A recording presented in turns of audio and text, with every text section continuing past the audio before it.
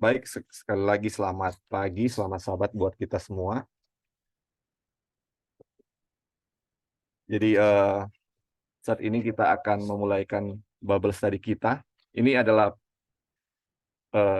chapter pertama ya, chapter pertama dari buku Everlasting Covenant. Mungkin ada yang sudah pernah dengar. Kalau saya sendiri ini ya waktu lalu itu baru pertama kali ya tahu tentang buku Everlasting Covenant. Mungkin ini belum pernah ditranslate ya di dalam bahasa Indonesia, atau ada yang tahu sudah pernah ditranslate. Nah, ada bukunya nggak eh, yang diterjemahkan dalam bahasa Indonesia? Mungkin belum ya, Kayaknya belum ada. belum ada ya. Ya, mudah-mudahan satu kali kita bisa cetak ini buku karena ini buku bagus sekali. Jadi ini buku Everlasting Covenant ini akan cerita-cerita dari zaman Abraham, bangsa Israel yang sangat bagus ya untuk kita pelajari nanti. Tapi di chapter 1 ini judulnya adalah eh, pekabaran Injil. Jadi menarik sekali kalau setiap ada pelajaran-pelajaran dari Jones atau Wagoner, chapter 1 itu ada sesuatu yang mereka mau kasih ya. Kalau waktu lalu yang pekabaran tiga malaikat yang dibawakan oleh A.T. Jones, chapter 1 itu dia menekankan bagaimana sebelum kita mempelajari pelajaran pekabaran tiga malaikat, dibilang kita harus jadi sama seperti anak kecil. Kenapa anak kecil? Ada yang masih ingat pelajaran waktu lalu? Ya, oh mungkin yang pernah dengar Kak Dolphin, mungkin Joy juga ya. Waktu lalu kita pernah bawakan ya. Jadi anak kecil itu dia bertanya karena memang dia tidak tahu pertama ya. Terus ketika kita katanya kalau mempelajari firman Tuhan, kita tinggalkan dulu pengetahuan-pengetahuan kita yang sebelumnya. Jadi kita belajar ini seumpama kita nggak tahu apa-apa ya. Karena kalau ketika kita mempelajari sesuatu dan kita berpikir bahwa kita sudah tahu, artinya apa? Jadi kita nggak akan terima kebenaran yang sudah akan disampaikan, tapi kita akan memakai pemikiran kita sendiri eh, mengartikan apa yang disampaikan itu ya. Dan kalau kita lihat pekabaran-pekabaran atau tulisan-tulisan dari Waggoner dan Jones, kita nggak perlu lagi untuk mengartikan sendiri lagi, sebab ini adalah suatu khotbah, dan khotbah ini sudah jelas sekali ya dia punya pekabaran ini. Jadi kalau kita lihat dia ada summary-nya di sini. Jadi jelas sekali nanti kalau kita mempelajari, walaupun hanya baca aja kita bisa mengerti. Oke, sebelum kita memulai, saya ingin baca lagi ini kutipan. Bisa lihat kutipan yang sudah sering diulang-ulang sama Joy juga. Supaya kenapa saya suka baca lagi ini? Karena ketika kita mempelajari firman ini, kita tahu bahwa ini adalah pekabaran yang sangat penting untuk kita pelajari ya. Jadi ini di dalam Testimoni Ministry halaman 91 paragraf 2. Ya dibilang di sini ya, Tuhan mengirimkan rahmatnya yang besar dan mengirimkan apa? Most precious message ya, atau pekabaran yang paling berharga. Jadi kalau kita belajar bahasa Inggris, ada kata good, better, best. Jadi baik, lebih baik, dan paling baik. Tapi kalau terus ada juga namanya more dan most. Kalau more itu lebih baik. Jadi kalau misalnya misalnya eh, rumah itu lebih besar dari rumah yang sebelah ya. Rumah kiri lebih besar dari rumah sebelah kanan. Tetapi kalau most itu paling besar. Misalnya rumah sebelah kiri paling besar dari semua rumah yang ada di situ. Nah, ini pekabaran ini ada banyak pekabaran precious message ya, ada banyak pekabaran berharga yang Tuhan sampaikan. Tetapi ini adalah pekabaran yang paling berharga ya, paling berharga yang diberikan kepada Waggoner dan George. Jadi kita tahu kita hidup di ujung atau di zaman akhir, tentunya kita harus mempelajari sesuatu yang paling berharga. Begitu banyak pelajaran berharga, tetapi ini adalah pelajaran yang paling berharga. Terus dibilang di sini, ini kita sudah sering baca ya. Saya mau langsung ke bawah sini. Dibilang, ini adalah pekabaran yang Tuhan perintahkan untuk diberikan kepada seluruh dunia. Jadi, saudara-saudara, ini adalah perintah Tuhan untuk diberikan ya, pekabaran yang Tuhan perintahkan untuk diberikan. Jadi begitu banyak ada yang Tuhan bilang nggak usah dikorek-korek atau sesuatu yang Tuhan bilang nggak usah dibahas, itu yang sering orang bahas. Tapi kalau misalnya yang harus dibahas, jarang kita dengar ya. Dan kita tahu ini adalah pekabaran yang Tuhan perintahkan untuk kita beritakan. Jadi ini adalah pekabaran 3 malaikat. Jadi kenapa kita mempelajari ini? Karena ini adalah pekabaran yang Tuhan perintahkan untuk diberitakan ya. Dan ini pekabaran yang akan disampaikan dalam apa? Loud voice ya, atau pekabaran dengan suara yang nyaring, dan dibilang and attended with the outpouring of the Spirit in the large measure. Jadi ini akan diikuti oleh apa? Kecurahan Roh Kudus yang sangat besar. Yang sangat besar. Jadi ini adalah pekabaran yang apa? Sangat penting.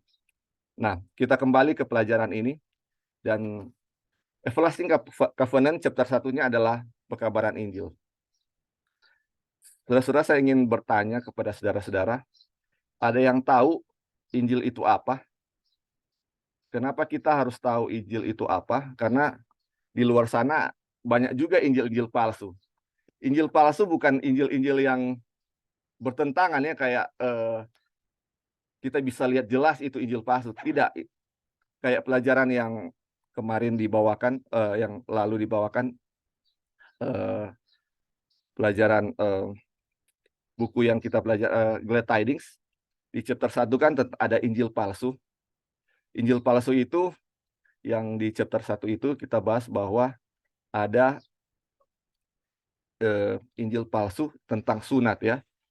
Dan kita tahu sunat itu, kita tahu mereka itu berada di dalam apa namanya, di Perjanjian Baru. Jadi mereka orang-orang di Perjanjian Baru, mereka mempelajari pelajaran-pelajaran di Perjanjian Lama ya. Dan kita tahu di Perjanjian Lama itu ditulis tentang sunat, dan sunat itu sangat penting. Dan sebagaimana pengalaman Musa ketika anaknya tidak disunat, dia hampir mati kan. Untung istrinya cepat-cepat apa? Sunat anaknya sehingga dia tidak mati ya. Nah, makanya di Injil palsu itu dibilang bahwa kalau misalnya kalau nggak disunat, kita nggak bisa selamat. Dan itu ada kutipan Alkitabnya juga ya, saudara-saudara. Jadi palsu itu bukan berarti nggak tertulis di Alkitab, tapi bagaimana mensalahartikan apa yang ditulis di Alkitab. Jadi kita harus tahu Injil yang benar itu apa, supaya kita nggak tersesat ya, supaya kita nggak tersesat dengan ajaran yang palsu. Kita harus tahu apa yang benar dulu, supaya kita tahu mana yang palsu. Oke. Ini adalah, karena ini adalah Bible study, saya ingin bertanya kepada saudara-saudara yang available, kira-kira Injil itu apa? Injil itu apa? Ada ada Kristi, Kak Dolphin, ada Pris, Joy dengan ini selamat 7 ya. Kira-kira Injil itu Kabar baik.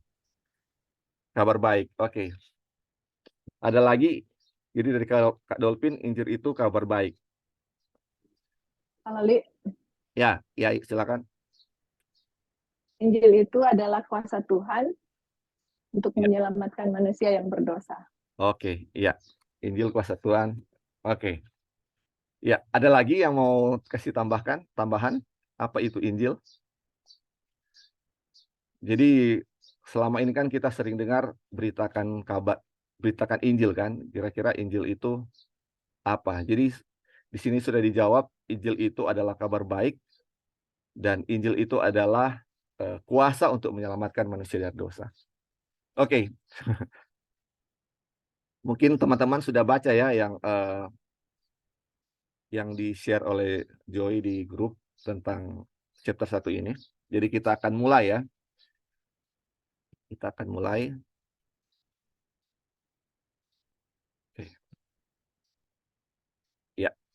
Jadi chapter 1 judulnya Pekabaran Injil. Ini subjudulnya pengumuman kepada para gembala.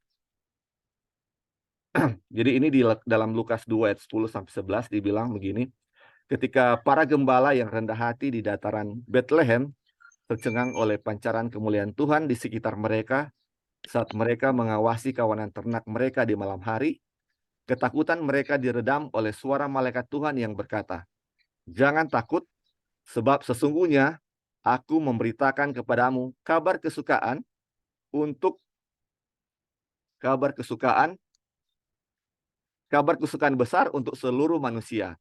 Karena hari ini telah lahir bagimu juru selamat, yaitu Kristus Tuhan di kota Daud." Jadi ini kalau kita lihat di ayat Lukas 10 ayat 11 ini, kira-kira ada tulisan Injil nggak di sini ya? Nggak ada tulisan Injil ya di sini. Tetapi ini ada sesuatu yang dibilang kabar kesukaan besar untuk seluruh manusia. Karena Yesus telah lahir. Nah, kita lanjut ya. Pekabaran dari malaikat ini mungkin dengan tepat diterjemahkan sebagai berikut. Lihatlah, aku mengumumkan kepadamu Injil sukacita besar yang akan diberikan kepada seluruh manusia. Oleh karena itu, dalam pengumuman kepada para gembala itu, kita belajar beberapa hal penting. Jadi, saudara-saudara, ini seperti dibilang tadi ya, Injil itu adalah kabar kesukaan ya, atau kabar sukacita. Jadi, Injil itu dibagi oleh Wagoner dalam 3 hal di sini. Jadi, Injil itu adalah pekabaran yang membawa sukacita. Jadi ini yang dibilang ya, aku mengumumkan kepadamu Injil sukacita besar atau kesukaan besar untuk seluruh manusia. Dibilang, kerajaan Allah adalah kebenaran dan damai sejahtera dan sukacita dalam Roh Kudus. Kristus diurapi dengan minyak kegembiraan dan dia memberikan minyak sukacita untuk orang yang berduka. Jadi poin pertama dari Injil adalah Injil itu membawa pekabaran sukacita. Jadi kalau kita mendengarkan suatu pekabaran dan tidak membawakan sukacita kepada kita, itu kita harus lihat ini Injil atau bukan. Kedua, dibilang ini adalah pekabaran keselamatan dari dosa. Karena sebelumnya malaikat yang sama telah menubuatkan kepada Yusuf tentang kelahiran bayi ini dan berkata, engkau akan menamakan dia Yesus karena dia akan menyelamatkan umatnya dari dosa mereka. Jadi dari ayat tadi, Injil itu pertama pekabaran yang membawa sukacita, terus Injil adalah pekabaran keselamatan dari dosa. Kemudian yang ketiga, Injil ini adalah sesuatu yang menyangkut semua orang. Kan dia bilang kesukaan besar untuk seluruh manusia. Nah, ini ayatnya dibilang di Yohanes 3 ayat 16 ya. Karena begitu besar kasih Allah akan dunia ini sehingga ia mengaruniakan anaknya yang tunggal supaya setiap orang yang percaya kepadanya tidak binasa melainkan beroleh hidup yang kekal. Jadi ini 3 poin dari Injil ini yang kita harus tahu dan kita harus tanamkan benar-benar di kepala. Pertama, Injil adalah pekabaran yang membawa sukacita. Kedua, Injil adalah pekabaran dari keselamatan dari dosa. Terus, Injil adalah sesuatu yang menyangkut semua orang. Kira-kira saudara ini 3 poin ya yang penting dari Injil. Kalau misalnya Injil ini hanya kalau kita mendengar suatu pekabaran dan hanya 2 poin dari 3 poin ini, kita harus bertanya-tanya, ini apakah ini Injil atau bukan? Kadang-kadang di poin ketiga dan poin kedua dan poin ketiga dari suatu pekabaran ada, tetapi di poin pertama tidak ada. Mungkin aja ini Injil palsu. Contohnya misalnya kita mempelajari sesuatu dan pekabaran itu tidak membawa sukacita, justru membawa suatu ketakutan kepada kita. Dan jadi ketika kita menurut bukan dengan sukacita, tetapi sesuatu dengan ketakutan. Itu bukan sesuatu Injil ya. Terus pekabaran keselamatan dari dosa. Jadi ini kalau kita lihat sesuatu pekabaran yang tidak membuat kita selamat dari dosa, itu bukan Injil. Terus kalau yang poin ketiga, menyangkut semua orang ya. Jadi bukan cuman kelompok, kalau ada pekabaran yang bilang bahwa cuman ada kelompok A atau kelompok B, kelompok C yang akan selamat, itu bukan suatu Injil. Karena Injil menyangkut apa? Semua orang. Jadi tidak terkecuali ya, ini Injil menyakup semua orang.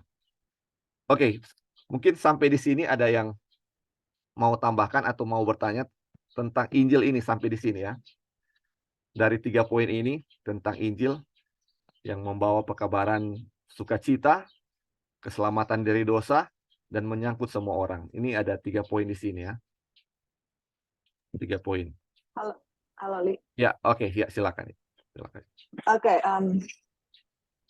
ini pelajaran harus dikunyah baik. Ya. Jangan coba Lali kasih naik ke atas. Mari kita sama-sama belajar Lukas tadi 2 ya, ya itu. Lukas 2 ayat 10 sampai 11. Nah, dari Lukas 2 ayat 10 sampai 11 kita harus lihat kenapa Wagner memberikan ada tiga rangkuman ya, 3 poin yang penting. Ini kan kita kan lagi belajar Injil. Nah, teman-teman, sekali lagi kita mau bilang kenapa ini pelajaran sangat penting?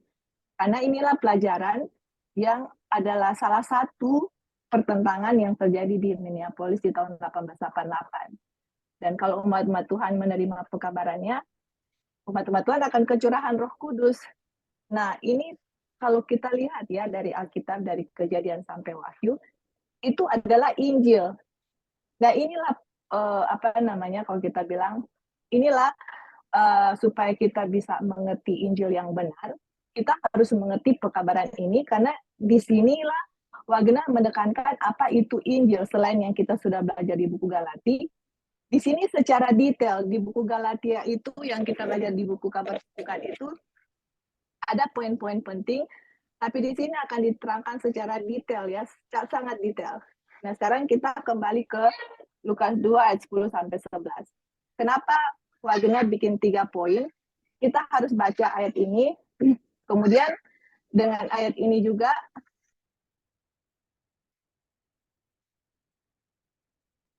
jadi dengan 3 ayat ini juga kita bisa setuju apa yang tunggu ya sebentar.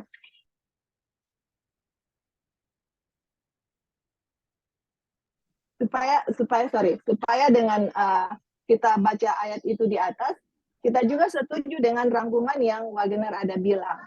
Oke? Jadi kita baca ya pelan-pelan di atas, dia bilang, jangan takut sebab sesungguhnya aku memberitakan kepadamu kabar kesukaan untuk seluruh dunia. Karena hari ini telah lahir bagimu juru selamat, yaitu Kristus Tuhan di kota Daud. Nah, kemudian kita lihat di sini, dia bilang, ini kan malaikat mengumumkan kepada para gembala kan. Nah, jadi kita lihat ya, kenapa ada 3 poin. Jadi pertama kan dia bilang, Injil adalah pekabaran yang membawa sukacita. Kalau kita lihat Lukas 2 ayat 10, apa kabar sukacita itu? Pertama kan dia bilang apa? Jangan takut, ya kan? Karena saya memberikan kepadamu kabar kesukaan. Kabar kesukaan itu sama dengan glad tidings atau kabar kesukaan atau kabar sukacita. Terus bisa turun ke bawah yang poin yang kedua itu, nomor 2 itu. Nah, terus ini dia bilang, ini adalah pekabaran keselamatan dari dosa. Nah, sekarang kita bisa ambil kesimpulan dari mana ini pekabaran dari dosa. Kalau kita kembali lagi ke ayat Lukas 2 ayat 10, kita naik ke atas itu. Supaya kita sama-sama ya, agree dan belajar dengan apa yang Wagner tulis. Jadi ini kabar untuk pekabaran keselamatan dari dosa. Karena di sini dia bilang, karena hari ini terlahir bagimu juru selamat. Apa arti kalau teman-teman bilang juru selamat itu apa? Apa arti juru selamat? Kalau bilang juru selamat itu apa di dalam pikiran kita itu juru selamat? Ya, akan menyelamatkan. Akan menyelamatkan. Nah, sekarang pertanyaannya, juru selamat itu dialah seorang yang akan menyelamatkan dari apa? Ya kan? Apa masalah manusia? Seluruh manusia masalahnya Dosa. apa? Roma 3:23 dosa. Jadi untuk Wagner bilang Yang poin kedua itu, apa Li tadi poin kedua itu bisa turun lagi? Poin kedua itu bisa turun lagi. Oke. Jadi poin kedua ini adalah pekabaran keselamatan dari dosa, karena waktu malaikat memberikan pengumuman, dia bilang akan lahir bagimu seorang juru selamat. Jadi ini adalah pekabaran untuk menyelamatkan orang berdosa. Iya kan? Terus kemudian yang poin yang ketiga itu adalah Lukas 2 ayat 10 itu dia bilang, mana itu ya tadi di atas, karena hari ini terlahir bagimu juru selamat Kristus di kota Daud. Terus kan dia bilang, aku akan berikan kepadamu kabar kesukaan besar untuk seluruh dunia. Jadi ini teman-teman kita lihat pertama ini adalah kabar kesukaan. Terus kemudian kenapa kabar kesukaan? Karena seorang juru selamat ini dialah yang akan menyelamatkan kita dari dosa. Terus ini diberitakan kepada seluruh dunia. Makanya kan di Matius 24 ayat 15, Injil akan diberitakan ke seluruh dunia kan. Jadi inilah poin-poin Injil, yaitu satu, kabar kesukaan. Kedua, bagaimana Tuhan mau menyelamatkan kita dari dosa. Terus ketiga, ini pekabaran untuk seluruh dunia. Semua orang akan mendapatkan benefit. Bukan hanya orang-orang tertentu, tapi semua orang akan mendapatkan kabar kesukaan bagaimana seorang juru selamat akan lahir untuk menyelamatkan mereka dari dosa. Setidaknya dari Lukas 2 ayat 10 itulah kita bisa setuju dengan Wagner kenapa dia bisa bikin 3 poin itu. Karena di ayat-ayat itu dia cerna satu-satu ya teman-teman. Dia lihat satu-satu apa ini. Nah, makanya nanti mungkin di bawah kita akan lihat bahwa itu kabar kesukaan itu sama dia punya kata dengan Injil atau Gospel. Ya oke, hanya itu dulu Li. Thank you. Ya, thank you. Oke, menarik sekali ya. Oke, mungkin ada lagi yang mau kasih tambahan tentang Injil ini sesuai Lukas 2 ayat 10 sampai 11. Jadi memang ada 3 poin ya yang Wagner bilang di sini ya. Injil membawa pekabaran sukacita, Injil menyelamatkan dari dosa, pekabaran yang menyelamatkan dari dosa, dan menyangkut semua orang ya. Oke, kalau tidak kita lanjut ya. Kalau tidak ada kita lanjut. Jadi ini adalah jaminan yang cukup untuk semua orang. Tetapi sebagaimana menekankan tentang suatu fakta bahwa orang miskin memiliki hak yang sama dalam Injil dengan orang kaya, pengumuman pertama tentang kelahiran Kristus adalah kepada orang-orang dalam lapisan kehidupan yang paling sederhana. Bukan kepada para imam, kepala, dan ahli-ahli Taurat, atau kepada para bangsawan, tetapi kepada para gembala, kabar gembira itu pertama kali diberitahukan. Jadi ini sesuai dengan poin 3 ya. Jadi Injil itu diberikan kepada setiap orang. Jadi kenapa pertama kali Tuhan berikan ini pekabaran kepada orang-orang miskin, bukan kepada orang kaya atau kepada ahli-ahli Taurat atau kepada bangsawan? Karena kadang-kadang kalau kita lihat ya, orang miskin itu mungkin yang tidak didahulukan lah ya, kalau kita bisa bilang ya. Kalau apapun mereka selalu yang paling dia punya ini paling di bawah lah mereka ya.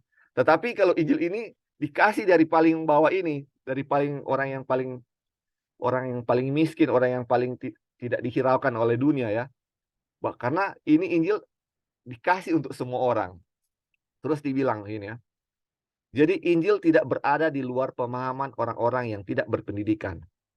Jadi kadang-kadang kalau kita bilangnya enggak sekolah, enggak atau enggak kuliah, enggak sekolah, mungkin enggak akan mengerti tentang pekabaran Tuhan. Tetapi di sini bilang Injil itu orang yang tidak sekolah pun bisa apa? Bisa mengerti. Terus dibilang, Kristus sendiri lahir dan dibesarkan dalam lingkungan yang sangat miskin. Dia mengkhotbahkan Injil kepada orang miskin dan rakyat biasa mendengar dia dengan senang hati. Karena Injil itu diberitakan kepada orang-orang biasa yang merupakan bagian terbesar dari seluruh dunia, tidak ada keraguan bahwa itu adalah pekabaran untuk seluruh dunia. Jadi, salah satu alasan kenapa Injil itu juga diberikan kepada orang-orang miskin, orang-orang biasa, karena orang-orang biasa itu adalah apa? Orang-orang yang paling bagian terbesar dari seluruh dunia ya. Jadi, kalau mayoritas adalah orang-orang apa? Miskin di dunia ini atau orang-orang biasa di dunia ini. Jadi, alasan salah satunya adalah itu juga ya, karena orang-orang di bawah paling banyak. Dan, ini tidak menjadi alasan lah bahwa kalau kita tidak berpendidikan atau kita nggak sekolah pendeta atau apa, tidak bisa mengerti Injil, enggak ya. Jadi semua bisa mengerti tentang Injil ini, karena waktu Tuhan Yesus memberitakan juga waktu dahulu orang-orang apa, orang-orang miskin senang untuk mendengarkan ini. Kenapa? Karena mereka apa, mengerti akan pelajaran ini. Oke, sampai di sini ada yang mau kasih tambahan atau pertanyaan?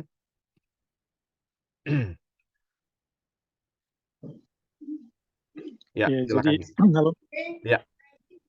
Ya, jadi di sini sebenarnya tidak ada alasan ya untuk mengatakan saya tidak bisa memahami Injil Iya, karena betul. saya tidak tamat misalnya S1, S2, dan Iya. S3. Kenapa? Karena Injil itu pertama kali diberitakan ya kepada orang miskin. Atau dalam konteks ini ya kita lihat orang miskin atau gembala yang tidak berpendidikan. Dan sampai pada level ini pun Injil itu sebenarnya bisa dipahami. Jadi latar belakang pendidikan itu tidak bisa menentukan ya, tidak bisa menentukan saya bisa paham Injil atau tidak. Jadi sebenarnya saudara-saudara di sini kita bisa lihat ya bahwa siapapun dia mampu memberitakan Injil, mampu memahami Injil ya. Siapapun dia mampu memahami Injil karena Injil itu untuk semua orang. Tidak Injil itu tidak membuat manusia atau sekelompok manusia itu jadi eksklusif. Ya cuma torang-torang misalnya. Itu enggak demikian ya. Jadi Injil itu memang tujuannya adalah untuk dibagikan kepada seluruh manusia, siapapun dia. Dan tidak ada alasan pendidikan di sini yang bisa membuat orang tidak bisa memahami Injil. Karena Injil itu sifatnya sederhana. Sesuatu yang dibutuhkan manusia. Kenapa? Karena semua manusia berdosa ya, dan semua manusia membutuhkan Injil. Nah, tadi ada satu poin di atas tadi yang Injil sifatnya itu adalah satu kesukaan. Iya. Nah, teman-teman ini penting sekali bahwa Injil ini sifatnya adalah kesukaan atau membawa satu sukacita ya kepada manusia karena kebanyakan Injil yang lain itu sifatnya mengintimidasi atau menakut-nakuti. Iya. Ya. Dan ini perlu dipahami bahwa ini nggak benar ya kalau Injil, karena Injil sifatnya membawa kesukaan. Jangan takut, ya, karena ada satu sukacita, ada kabar gembira yang Tuhan harus nyatakan ya. Dan teman-teman, kalaupun misalnya kita tahu bersama ya bahwa ada pekabaran nubuatan ya dari malaikat pertama, malaikat kedua, malaikat ketiga juga bagian pertama. Itu sebenarnya adalah kalau kita tidak melihat dengan benar, itu menakutkan. Tapi kalau itu dipadankan dengan Injil, ya, bahwa itu adalah satu kesatuan dari Injil, sekalipun kita melihat rentetan nubuatan yang bisa dibilang ini mengerikan, tapi tetap kita akan melihat ada kesukaan, karena itu adalah keseluruhan dari Injil, bagian dari Injil itu sendiri. Jadi sifat dari Injil itu selalu akan membawakan kesukaan. Ya, tidak serta-merta langsung ini pekabaran menakutkan gitu. Dan biasanya yang menakutkan ini ya modus dari ya kita bisa bilang ya gerakan-gerakan palsu atau Injil yang lain. Oke, itu aja, Li. Terima kasih. Iya, thank you, Bing. Iya, betul sekali ya yang Ebing bilang.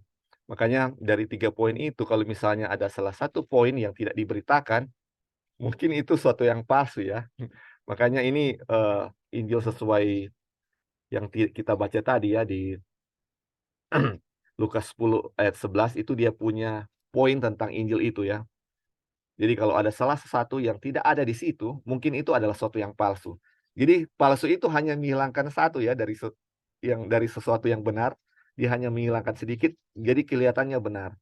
Jadi walaupun kelihatannya menarik suatu pekabaran, terus itu menakut-nakuti kita, tidak ada kesenangan di situ, mungkin itu apa? Injil palsu ya. Jadi kita harus berhati-hati. Makanya ini kita belajar Injil yang benar itu apa, yang memiliki 3 poin itu ya. Jadi kita harus memang mengerti tentang 3 poin yang sudah dibilang tadi. Oke, terima kasih Bing. Mungkin ada yang lain lagi yang mau tambahkan? Oke, kalau tidak ada kita lanjut ya.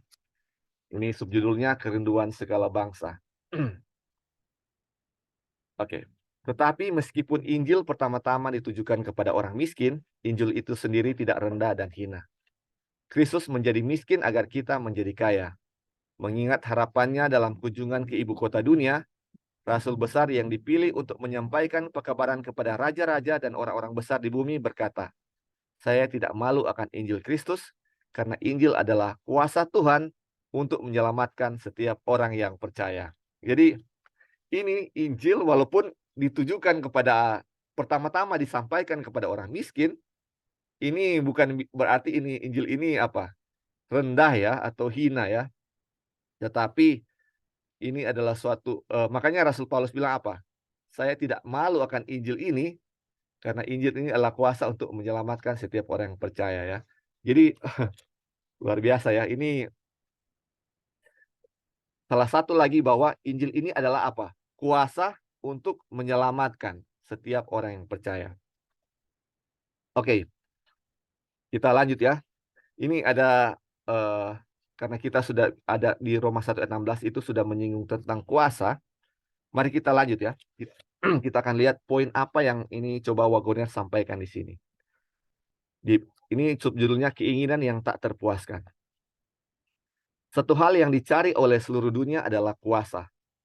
Beberapa mencarinya melalui kekayaan, yang lain melalui politik, yang lain melalui pembelajaran, dan sebagian lagi dengan berbagai cara lain. Tetapi dalam usaha apapun yang dilakukan manusia, objeknya adalah sama, yaitu mendapat kuasa yang lain. Jadi apa namanya? Satu hal yang dicari oleh dunia adalah kuasa. Jadi tapi kalau bahasa Inggrisnya power ya, lebih cocok kayaknya kalau kita pakai power. Jadi dunia ini mencari power. Terus orang-orang mencari power ini melalui tadi dibilang kekayaan. Jadi kalau orang kaya dia memiliki power ya. Jadi ini menurut dunia ya. Jadi orang-orang mau cari power itu melalui kekayaan. Terus jadi kalau mereka kaya, mereka bisa ada kuasa ya, kalau kita bisa lihat. Terus yang lain dia bilang melalui politik. Jadi kalau dia bisa apa namanya memiliki politik yang bagus, misalnya menjadi sesuatu pejabat atau apa, dia ada power. Terus dibilang yang lain melalui pembelajaran atau learning atau melalui sekolah. Jadi kalau misalnya dia pendidikannya lebih tinggi, dia memiliki power. Dan banyak lagi ya cara-cara yang lain. Tapi ini 3 yang paling umum adalah orang mencari power melalui kekayaan, politik, dan pembelajaran atau sekolah ya. Terus dibilang, tetapi dalam usaha apapun yang dilakukan manusia, ini objeknya dapat kuasa yang lain. Terus kita lanjut ya, ini apa yang dia maksud. Di dalam hati setiap orang ada kegelisahan, keinginan yang tak terpuaskan, yang ditempatkan di sana oleh Tuhan sendiri. Nah, di sini ternyata untuk mendapatkan kuasa atau power ini, Tuhan yang tempatkan ke setiap orang ya. Tuhan yang kasih untuk orang untuk suka dapat itu. Terus kita lanjut. Perjuangan yang sangat berambisi dari beberapa orang untuk meninggikan diri dengan mengorbankan orang lain. Perjuangan yang tanpa henti untuk mencari kekayaan dan kesembronoan untuk masuk ke dalam lingkaran kesenangan yang suka berfoya-foya. Semuanya adalah upaya sia-sia untuk memuaskan keinginan tersebut. Jadi untuk mendapatkan power itu melalui kekayaan, politik, dan pembelajaran ini, banyak orang yang apa katanya mengorbankan orang lain ya. Ini ini perjuangan yang tanpa henti untuk mencari kekayaan, dibilang sini.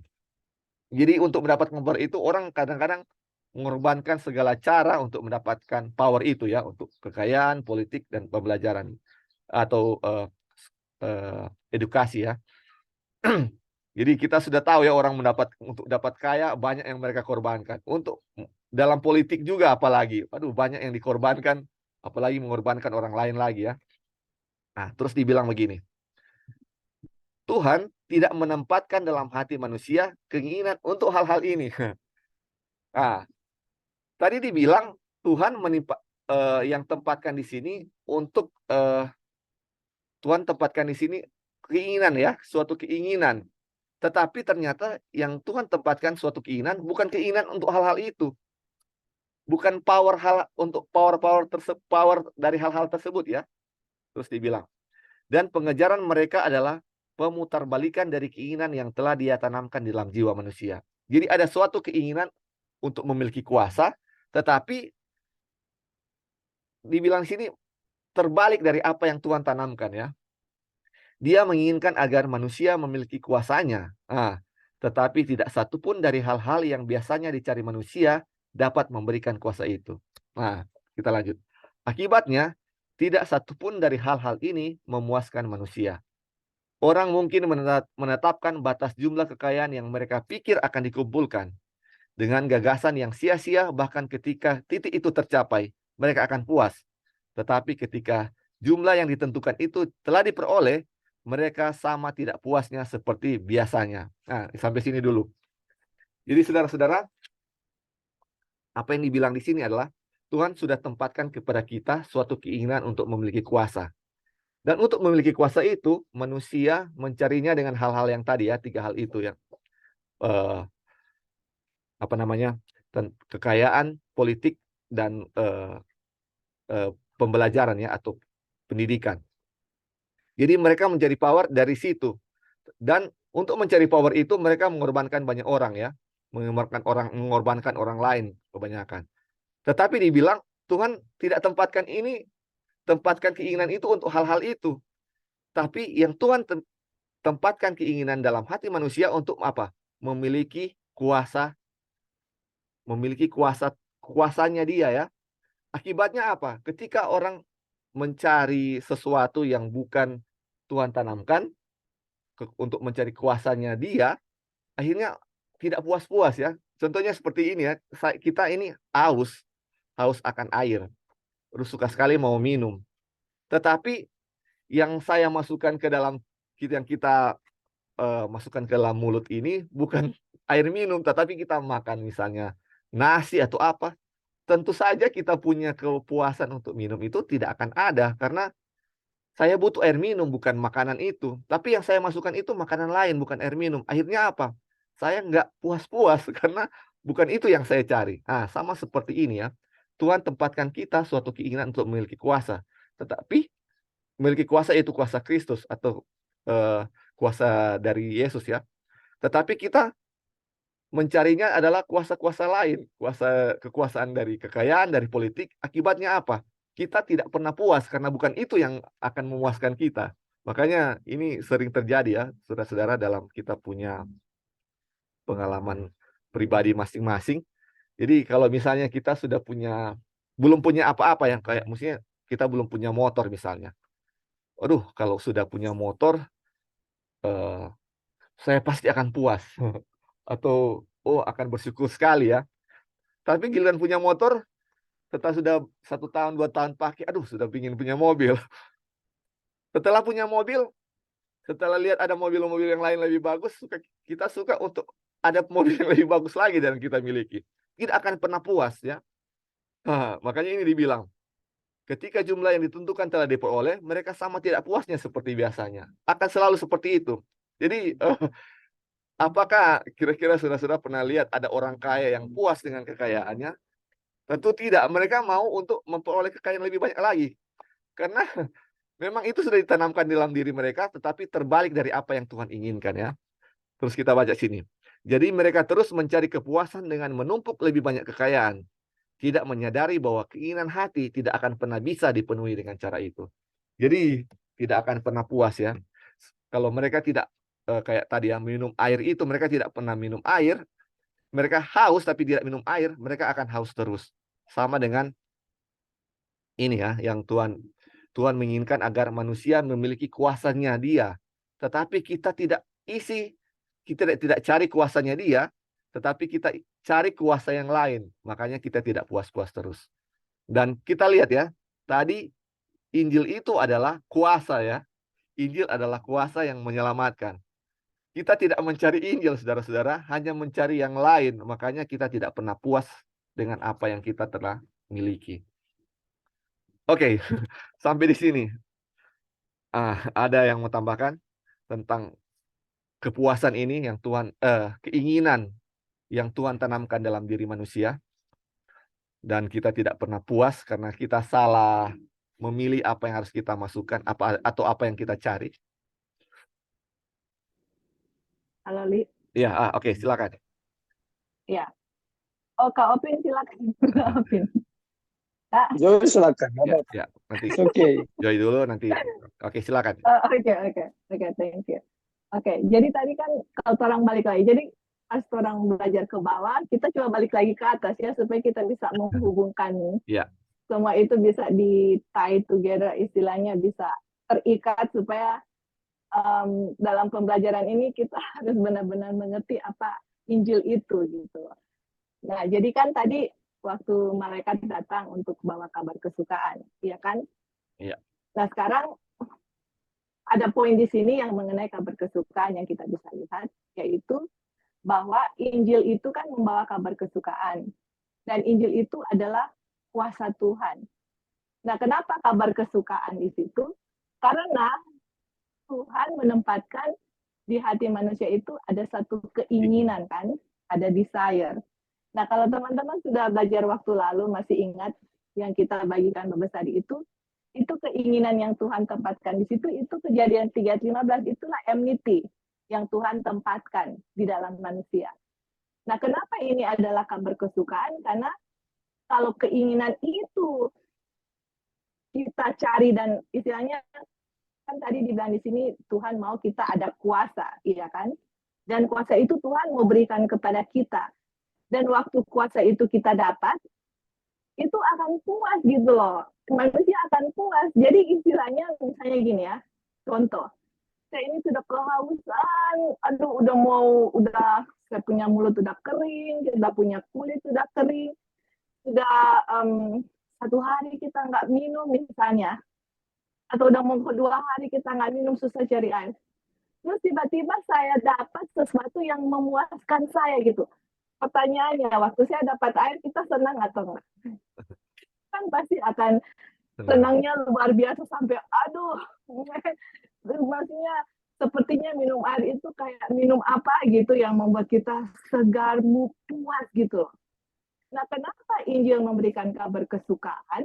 Karena waktu kita dapat Injil, yang itulah Injil adalah kuasa Tuhan yang Tuhan sendiri tempatkan untuk kita dapat, itu akan ada rasa puas, teman-teman. Kenapa? Karena dunia menawarkan, oh ini loh kuasa yang akan misalnya memuaskan kamu bisa berkuasa sama A, si B, apa, pendidikan, tambah gelar ini. Terus apalagi? Politik, dan semua kekayaan. Tapi waktu manusia cari itu, yang apakah itu memuaskan dia?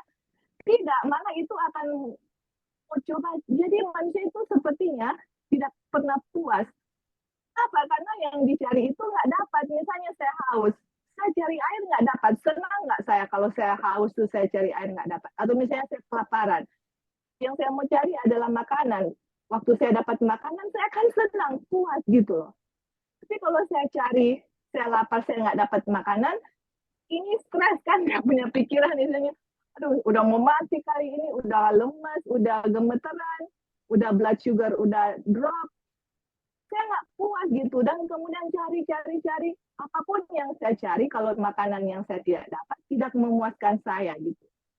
Yeah. Kita teman-teman, Tuhan sudah taruh ada keinginan di hati kita, yang mana keinginan itu adalah kita itu Tuhan mau supaya kita ada kuasa, oke? Tapi manusia cari yang lain, makanya tidak memuaskan, tidak memberikan kesukaan, tidak memberikan kelegaan gitu loh. Tidak puas. Saya punya pikiran, walaupun bilang, oh saya punya uang bermiliar-miliar di bank atau apa. Itu teman-teman, coba lihat orang-orang Hollywood. Mereka punya rumah, aduh, luar biasa. Mereka punya mobil, Lex semua. Mereka punya kehidupan sepertinya berfoya-foya. Hanya mereka senang, puas. Tidak, teman-teman, 2-3 tahun kemudian ada berita di majalah bunuh diri, drugs, cerai lah ini. Apa itu bukti bahwa itu tidak memuaskan mereka. Mereka mau cari lebih-lebih, kayak gitu loh. Jadi nggak memberikan kesukaan kepada mereka seperti itu. Padahal teman-teman, kita memang Tuhan diberikan di keinginan kita untuk dapat puasa gitu. Nah pertanyaannya, kita harus tahu puasa apa sih yang Tuhan mau supaya kita Ya. dapat. Dan waktu kita kembali ke Injil, pengertian mengenai Injil, karena the same of the gospel, saya tidak malu akan Injil, karena Injil adalah the power of God, kuasa Tuhan. Itu Tuhan tempatkan di kita. Selama kita belum dapat itu power, saya punya hidup itu nggak akan pernah puas atau tidak ada kesukaan di dalam diri saya. Nah makanya dalam pelajaran ini, di buku Everlasting Covenant, Wagner mau kasih tahu, power itu apa gitu loh. Pas kita ngerti power itu apa, terus kita dapat, teman-teman, itulah yang memuaskan jiwa kita. Itulah yang memberikan kesukaan kepada kita. Makanya kan di Matius 24 ayat 15. Dan Injil akan diberitakan ke seluruh dunia. Gospel. Ini teman-teman, seluruh dunia akan mengetahui apa itu kuasa Tuhan. Nah, sebelum saya kasih ke orang, first of all, saya harus tahu dulu. Pasti kuasa itu, bisa saja saya nggak punya, terus saya mau kasih Injil ke seluruh dunia. Wah, pertanyaannya, tahu nggak Injil itu apa? Kuasa, tahu nggak kuasa itu apa gitu. Jangan-jangan kita pergi menginjil, cari duit, cari ini, atau sesuatu yang Tuhan nggak taruh di situ. Makanya setiap misalnya orang dapat Injil, hati mereka itu masih kosong sama seperti sebelumnya atau lebih parah dari sebelumnya. Seperti itu, nggak ada kabar kesukaan yang membuat mereka, aduh ini loh yang kita cari, aduh ini yang memang kita butuhkan. Nggak seperti itu teman-teman. Di saat mereka mengerti, bahwa Tuhan mau manusia mempunyai power, dan mereka tahu power apa yang mereka dapat, dan kuasa apa guna kuasa itu yang Tuhan mau kasih, aduh, itulah kabar kesukaan yang benar-benar akan memuaskan jiwa. Terlebih apalagi orang-orang experience ya, mengalami dalam diri mereka itu luar biasa. Dan kalau kita baca itu Injil, kalau kalian lihat bahasa Greka itu adalah dynamite. Dynamite itu kayak atom, kayak apa ya atom itu yang bikin kayak meledak seperti itu, adalah kuasa yang bisa menghancurkan. Pertanyaannya menghancurkan apa? Nanti kita akan belajar yang dihancurkan oleh Injil itu sendiri, atau rasanya itu sangat powerful. Aduh, luar biasa teman-teman, luar biasa. Oke, thank you. Ya, thank you Joy. Memang luar biasa ya. Ini baru pendahuluan ya, saudara. Jadi makanya kalau Injil itu, makanya ini jadi suatu pembelajaran ya bagi kita. Kalau kita keinginannya banyak sekali ya untuk mencari power ini, jadi pertanyaan untuk diri kita sendiri, apakah kita sudah ada Injil atau enggak ya. Contohnya misalnya Rasul Paulus, saudara-saudara, ketika dia banyak sekali dia punya masalah dalam pekabaran, dalam pelayanannya ya. Dia punya kapal apa namanya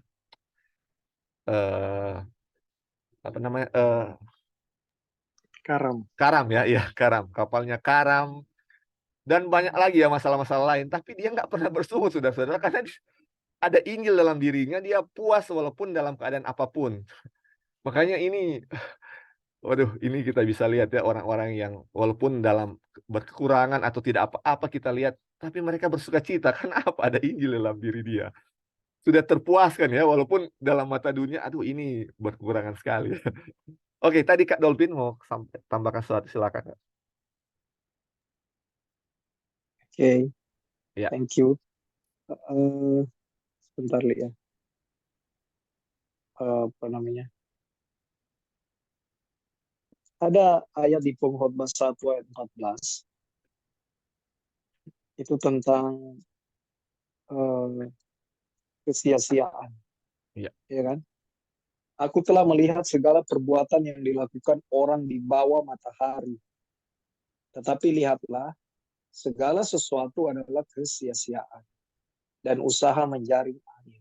Iya. Aku telah melihat semua yang dilakukan di bawah matahari, dan lihatlah, semuanya adalah kesia-siaan dan usaha mengejar angin. Pertama kali saya baca ayat ini waktu saya SD.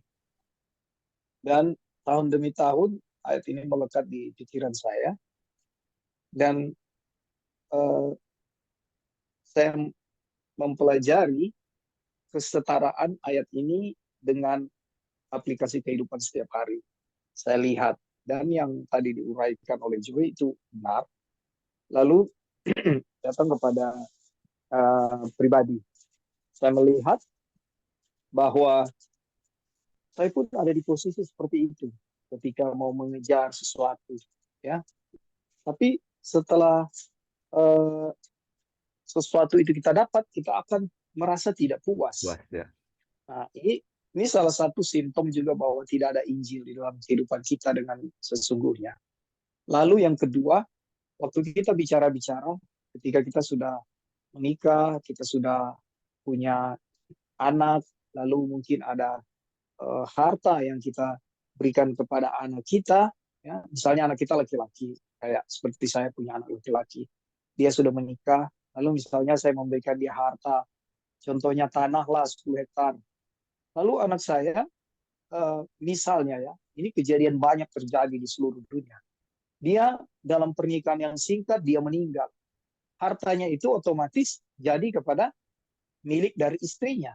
Nah, istrinya ini terikat dalam perkawinan dalam konteks keluarga, tetapi dia orang lain. Ya. Nah, kalau mereka sudah memiliki anak dan bapaknya meninggal, ya masih adalah untuk tanggungan untuk ke anak-anak ya istilahnya. Jadi nggak apa-apa lah itu buat cucu, istilahnya begitu. Tapi kalau mereka tidak punya anak, jadi apa yang kita usahakan itu akhirnya jadi milik orang lain, ya kan? Jadi dengan segala sesuatu harta kekayaan itu, dan inilah yang disebut kesia-siaan. Di Amsal juga pengkhotbah ada bilang, kita yang bersusah payah mengumpulkan harta, orang lain yang menikmati. Jadi ini adalah apa yang kita bahas di atas, kutipan-kutipan di atas ini jelas dan benar apa adanya. Jadi kita tinggal lihat disesuaikan dengan kehidupan kita seperti apa. Jadi kalau bicara kita mau kejar-kejar, tidak usahlah. Firman Tuhan sudah jelas. Firman Tuhan sudah jelas di situ dia bilang. Ya, aku telah melihat segala perbuatan yang dilakukan orang di bawah matahari. Segala sesuatu adalah kesia-siaan. Semuanya adalah kesia-siaan dan usaha mengejar angin. Jadi sebenarnya apa? Jadi hakikatnya apa sebenarnya? Kalau kita dapat patokan dari Injil, biarlah yang menjadi kompas kita, pedoman kita, kiblat kita, itu adalah Injil tersebut. Kayak Rasul Paulus, kapalnya karam, tapi dia tidak bersusah hati dengan keadaan itu. Karena dia tahu apa, selalu ada jalan keluar dari Tuhan. Injil ada dalam kehidupan dia. Ya kan? Nah, inilah kiranya mau menjadi kekuatan buat kita. Terima kasih. Ya, terima kasih Kak Dolphin. Mungkin ada lain lagi yang mau tambahkan? Ini menarik sekali ya. Oke. Kalau tidak ada, jadi ini kita ulang lagi ya. Ini memang satu hal yang penting, di mana keinginan memang sudah Tuhan tanamkan, tetapi keinginan bukan hal-hal itu ya, tetapi justru yang bukan keinginan tentang hal itu ialah yang kita cari ya. Tuhan tanamkan keinginan untuk kuasanya, tetapi kita cari keinginan yang lain dari kekayaan, dari politik, dan dari apa? Pendidikan ya. Jadi pasti kita nggak akan puas-puas untuk puas-puas untuk mencari itu, karena itu bukan yang dicari. Ya, oke, silakan Bik. Ya, kalau saya melihat kita dididik untuk itu gitu dari Ya, kecil. betul sekali, betul. Jadi entah sebelum masuk sekolah atau sesudah masuk ke sekolah, seluruh pendidikan kita tujuannya untuk itu, bagaimana kita mencapai kekuasaan politik atau Ya. kekayaan. Dan kita yang mengikuti pendidikan dianggap memiliki kuasa kalau kita semakin tinggi atau semakin pintar dan semakin pintar pendidikan kita. Iya. Jadi saudara-saudara, ini coba bayangkan ya, kita telah dibentuk, dibesarkan atau dididik dalam satu pola atau satu pola di mana kita salah memahami tentang kuasa. Jadi luar biasa ini. Bagaimana sesuatu yang sesat itu menjadi satu pendidikan untuk kita gitu. Jadi tantangan Injil untuk kita ini luar biasa sebenarnya. Oke, itu aja, Li. Terima Ya, kasih. thank you, Bing. Makanya ini dibilang ya di awal di sini, satu hal yang dicari oleh seluruh dunia adalah kuasa itu ya. Kuasa dari kekayaan, politik, dan pembelajaran. Jadi seluruh dunia berarti nggak terkecuali ya di keluarga kita masing-masing juga. Apa-apa yang kita mau cari kalau bukan itu ya. Justru itu yang lebih utama daripada kuasa Injil ini ya. Maksudnya yang kita ditanamkan di keluarga justru kita harus sukses untuk hal-hal itu, harus kaya, harus ada kekuasaan. Tapi mungkin ada ya, tapi mungkin jarang yang bilang bahwa kita harus cari kuasa Injil dulu ya. Makanya ini kita belajar ini bahwa sudah banyak kesalahan yang kita peroleh di masa-masa yang lalu ya. Jadi ini makanya setiap pelajaran ini adalah suatu hal yang untuk menegur kita ya dari kesalahan. Oke, kita lanjut ya. Ini subjudulnya tidak ada yang bisa memuaskan selain Kristus. Nah, ini udah jawabannya sebenarnya ya. Dia bilang, dia yang menanamkan keinginan itu adalah satu-satunya yang bisa memuaskannya. Jadi kita baca di atas bahwa yang tanamkan keinginan itu adalah Yesus Kristus. Tapi yang kita cari bukan Yesus. Kita yang tanam keinginan itu Yesus untuk jadi Yesus tanamkan keinginan untuk memiliki kuasanya. Dan kita cari kuasa bukan kuasa Kristus, kita cari kuasa yang lain. Makanya kita nggak bisa puas. Makanya yang dibilang satu-satunya yang bisa memuaskan adalah dia yang tanamkan itu atau Kristus ya. Terus dibilang, Tuhan dimanifestasikan di dalam Kristus dan Kristus memang kerinduan segala bangsa atau desire of nation ya. Meskipun hanya ada sedikit orang yang akan percaya bahwa hanya di dalam dia saja ada istirahat yang sempurna atau rest ya, dan kepuasan yang utuh. Kepada setiap manusia yang tidak puas, undangan diberikan. Oh, kecaplah dan lihatlah bahwa Tuhan itu baik, berbahagialah orang yang percaya kepadanya. Makanya ini ya dibilang ya, kalau yang tidak puas, lihatlah, kecaplah bahwa Tuhan itu baik ya. Terus dibilang, oh, takut akan Tuhan, kamu orang-orang kudusnya, sebab tidak berkekurangan orang yang takut akan dia. Nah, ini ya. Kita lanjut. Betapa berharganya kasih setiamu, ya Tuhan, dan anak-anak manusia berlindung di bawah naungan sayapmu. Mereka mengenyangkan dirinya dengan lemak di rumahmu, dan engkau akan memberi mereka minum dari sungai kesenanganmu. Jadi, orang yang tadi dibilang ya, orang yang ada ada kuasa Kristus, dia akan dipuaskan. Jadi ini kalau dia ada kuasa Kristus, ada Injil, ada yang tadi dibilang, dia tidak akan takut akan apapun, tidak akan berkurangan. Luar biasa ya, makanya Daud bilang, dari aku muda sampai aku tua, aku tidak pernah melihat umat Tuhan meminta-minta ya. Karena mereka selalu cukup ya. Selalu makan ini dibilang selalu diberi dikenyangkan ya. Mereka mengenyangkan dirinya dengan lemak di rumah. Terus kita lanjut. Kekuasaan adalah apa yang diinginkan manusia di dunia ini. Dan Tuhan menginginkan mereka untuk memiliki kuasa itu. Tetapi kuasa yang mereka cari akan menghancurkan mereka, sedangkan kuasa yang dia kehendaki untuk mereka miliki adalah kuasa yang akan menyelamatkan mereka. Jadi tadi lagi ya, dibilang ya, Tuhan menanamkan keinginan dalam diri manusia untuk memiliki kuasa. Tapi kuasa yang diinginkan manusia bukan kuasa itu. Mereka cari kuasa yang lain, dan justru kuasa ini yang akan menghancurkan mereka. Sedangkan keinginan untuk memiliki kuasa yang Tuhan tanamkan, atau kuasa dia, justru dia ini apa? Dia bilang kuasa yang akan menyelamatkan mereka. Injil memberikan kepada semua orang kuasa tersebut, dan itu tidak lain adalah kuasa Tuhan sendiri. Jadi, kita baca habis ya. Yesus Kristus adalah kuasa Tuhan, sehingga hanya di dalam dia keinginan hati dapat dipuaskan. Marilah kita mempertimbangkan sifat dari kuasa yang dia berikan. Karena ketika kita telah menemukan apa itu, kita akan memiliki seluruh Injil di hadapan kita. Jadi, Injil ini kuasa Tuhan. Injil ini adalah kuasa yang menyelamatkan ya. Jadi inilah Injil inilah yang hanya Injil inilah yang bisa memuaskan manusia ya. Hanya Injil inilah yang bisa memuaskan manusia dari setiap keinginan yang sudah ditanamkan oleh Tuhan. Kuasa yang lain atau power yang lain dari kekayaan atau politik tidak akan pernah membuat manusia puas. Oke, ini sampai di sini. Ada yang mau tambahkan atau bertanya, saudara-saudara? Ini masih penjelasan dari yang sebelum-sebelumnya ya. Oke, kalau tidak ada kita lanjut ya. Oh ya, Kalau- Ebing, silakan, Bing.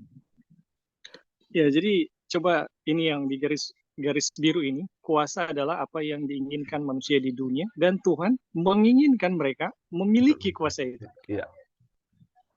Jadi ini luar biasa ya. Cerita mengenai kuasa ya, kuasa yang didemonstrasikan di dalam Alkitab. Itu kenapa itu ditunjukkan kepada manusia? Mulai dari Kejadian sampai Wahyu. Ada banyak sekali cerita tentang penyataan. Maaf. Ada banyak sekali cerita mengenai penyataan tentang kuasa Tuhan ya di dalam Alkitab. Dan sebenarnya kalau kita melihat statement ini, itu ditunjukkan kepada manusia atau disaksikan kepada manusia supaya diinginkan manusia, dan Tuhan ingin itu dimiliki oleh manusia. Jadi saudara-saudara, kalau kita melihat ya cerita misalnya tentang Musa ya dengan manifestasi kuasa Tuhan yang luar biasa dalam perjalanan mereka. Kemudian kita melihat cerita mengenai Abraham, kita melihat cerita mengenai Elia, kemudian rasul-rasul dan sebagainya, bahkan Yesus sendiri ya. Sebenarnya itu bukan sesuatu yang hanya sekedar ditunjukkan supaya kita, wow, itu luar biasa ya, sangat hebat mereka. Ini kalau kita menyimak statement ini, maaf, kalau kita menyimak statement ini, sebenarnya semua manifestasi kuasa itu Tuhan ingin dimiliki oleh manusia gitu. Jadi adalah kerinduan Tuhan supaya setiap orang memilikinya gitu, bukan hak eksklusif dari tokoh-tokoh Alkitab gitu. Oke, itu aja, Li. Terima kasih. Oke, thank you, Bing.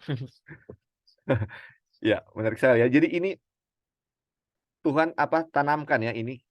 Tuhan tanamkan ini keinginan ya untuk memiliki kuasa ini. Dan kuasa ini adalah kuasa yang menyelamatkan. Jadi memang dari awalnya saudara-saudara, Tuhan sudah tanamkan ini keinginan untuk selamat ya saudara-saudara. Jadi makanya keselamatan itu memang awalnya memang dari Tuhan yang sudah tanamkan supaya kita memiliki kuasa yang akan menyelamatkan. Atau Injil ya. Tetapi kita berusaha untuk memenuhi kuasa itu dengan yang lain. Tetapi justru kuasa itu bukan menyelamatkan, tapi justru menghancurkan. Tetapi banyak orang yang lebih pilih itu.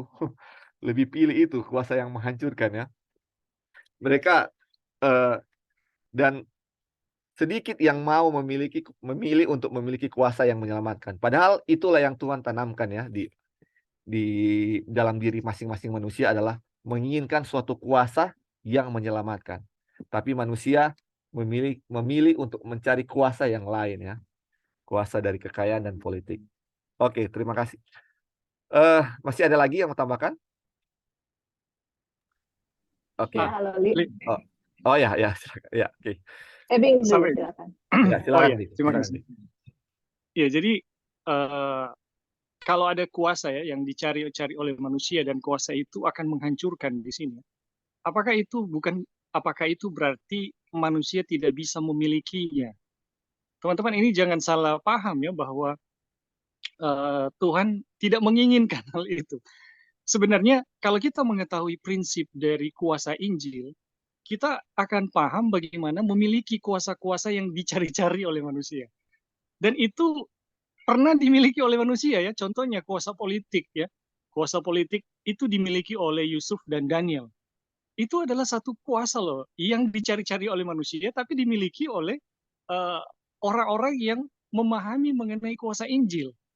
Dan begitu juga teman-teman kalau kita misalnya kuasa kekayaan, itu kita bisa lihat Abraham, kita bisa lihat Ayub adalah orang-orang yang memiliki kekayaan. Tapi mereka juga tahu tentang kuasa Injil.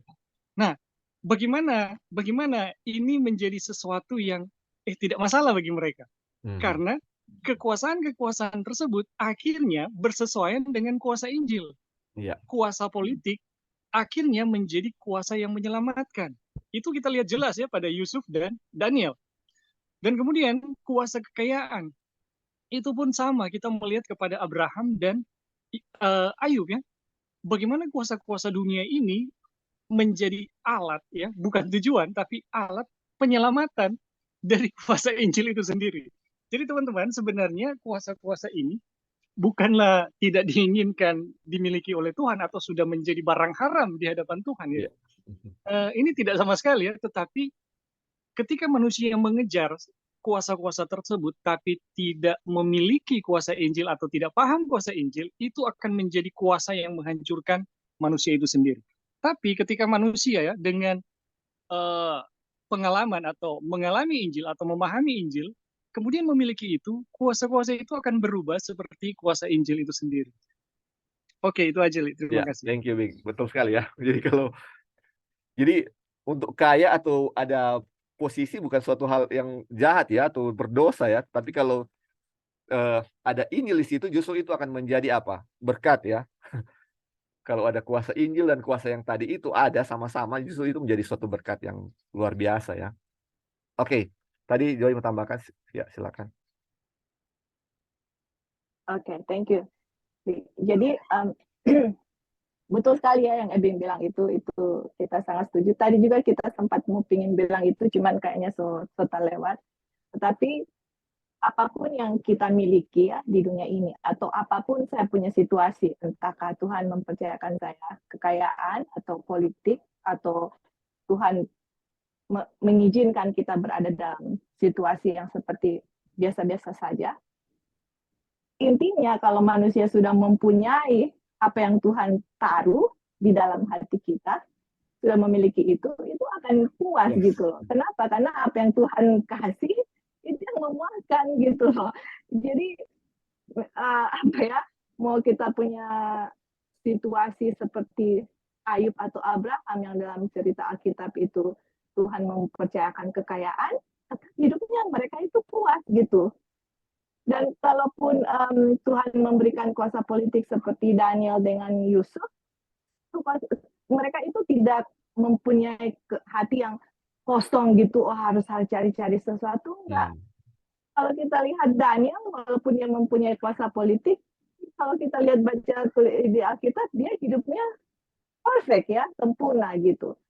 Jadi itulah yang apa ya, kita punya kondisi dalam apapun, kita akan merasa puas karena yang utama yang Tuhan taruh itu ada di kita, seperti itu. Jadi kalau misalnya tadi saya kasih contoh, kalau kita lapar terus kita dapat makanan, itu kan saya sudah puas. Mau saya ada mobil kah, mau saya ada motor kah, atau saya nggak ada apa-apa pun, saya puas karena apa yang saya inginkan dapat, seperti itu. Apa yang Tuhan taruh udah dapat gitu. Jadi hidupnya puas seperti itu. Nah, dan kemudian yang terakhir ya yang kita mau tambahkan di sini, yang sangat apa penting yang kita harus ketahui, yang warna merah ini yang Lali ada kasih, dia bilang sehingga hanya dalam Dia keinginan hati dapat dipuaskan. Nah, itu kan hanya di dalam kuasa. Dan apa itu? Yesus Kristus adalah kuasa Tuhan. Karena kan tadi dibilang Tuhan Yesus mau memberikan kita udah taruh kuasa dan dia mau kita memiliki kuasa itu gitu loh. Dan dia bilang di sini Yesus Kristus itu adalah kuasa Tuhan. Sehingga hanya di dalam Dia atau di dalam Yesus Kristus yang memiliki kuasa Tuhan, keinginan hati dapat dipuaskan. Makanya tadi di atas dia punya judul apa? Desire of all nation atau keinginan dari seluruh bangsa. Apa keinginan seluruh yang Tuhan taruh di hati kita? Itu keinginannya itu adalah ya that's right. Itu adalah keinginan. Kalau di ada buku yang ditulis Ellen White, dia bilang Desire of Ages kan, atau kerinduan segala bangsa, keinginan. Tuhan sudah taruh itu sejak manusia jatuh di Taman Eden, di Kejadian 3:16, itulah permusuhan itu.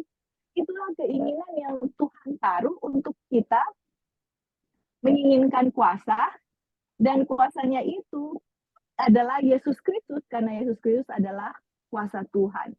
Nah, terus di bawah ini ya, yang penting, yang kutipan terakhir dia bilang, marilah kita mempertimbangkan sifat dari kuasa yang dia berikan, karena ketika kita telah menemukan apa itu, kita akan memiliki seluruh Injil di hadapan kita. Teman-teman, jadi sekarang dibilang, mari kita consider atau pertimbangkan sifat dari kuasa yang dia berikan. Apa yang dia berikan itu? Tuhan mau menempatkan Yesus Kristus sebagai kuasa Tuhan. Nah, waktu kita menemukan Yesus Kristus atau kita tahu Yesus ada di dalam hati kita dan di dalam diri kita itu ada kuasa, dibilang di situ kita memiliki seluruh Injil. Nah, sekarang pertanyaannya kita harus cari ya, karena ini kan baru mulai. Nanti Wadener akan jelaskan apa itu kuasa itu, kan sekarang kita sudah dapat ya. Salah satu kuasa itu sama dengan apa? Yesus Kristus. Kemudian kita akan lihat belajar lebih dalam itu, kuasa Yesus Kristus itu di mana, oke? Di mana kuasa itu dan apa kuasa itu, dan apa kuasa itu berefek atau berdampak di dalam diri manusia. Nah, kalau itu sudah ada, dan kalau kita dapat kuasa itu dan kita alami di dalam diri kita, kuasa itu sendiri, teman-teman, itulah yang akan memuaskan karena Tuhan Yesus yang taruh itu di dalam diri kita. Seperti itu. Jadi walaupun saya mau kaya kayak, mau saya mau miskin kayak, mau saya di golongan menengah kayak, manusia akan puas, teman-teman, kalau kuasa itu ada di dalam diri kita karena dia sudah menemukan apa yang Tuhan Yesus sendiri taruh di dalam hati mereka. Seperti itu. Jadi sekarang pertanyaannya, kita tahu nggak apa kuasa itu? Dan kuasa itu bikin apa di kita? Seperti itu. Apa hubungannya dengan dosa kita? Nah, itu yang harus kita tahu, dan bukan hanya kita tahu, kalau kita alami sendiri. Jadi misalnya ya, contoh, saya haus nih, ada air di depan kita. Kalau saya lihat-lihat air itu, kita punya tubuh itu akan dipuaskan nggak? Dia punya rasa haus. Tidak, teman-teman. Walaupun air sudah di depan kita, harus minum gitu. Walaupun saya sudah taruh Injil, bukan taruh, walaupun kita sudah belajar Injil, kita sudah mengerti Injil, sudah di depan mata kita. Kalau itu tidak kita alami, tetap saja nggak akan memuaskan diri kita. Itu harus menjadi living experience di dalam kita. Tetapi first of all, sebelum kita mengalami itu, kita harus benar-benar tahu apa itu kuasa itu. Oke, Li, thank you. Oke. Ya, thank you ya untuk semua tambahannya. Jadi sampai di sini, satu hal yang bisa memuaskan kita adalah Injil Kristus atau kuasa Kristus ya. Mari kita lihat ya, dia punya, dan ya, kita tahu ya kuasa ini akan menyelamatkan kita ya. Mari kita lihat ya, ini akan diuraikan lagi oleh Wagoner ya. Oke. Ini kuasa dari Injil.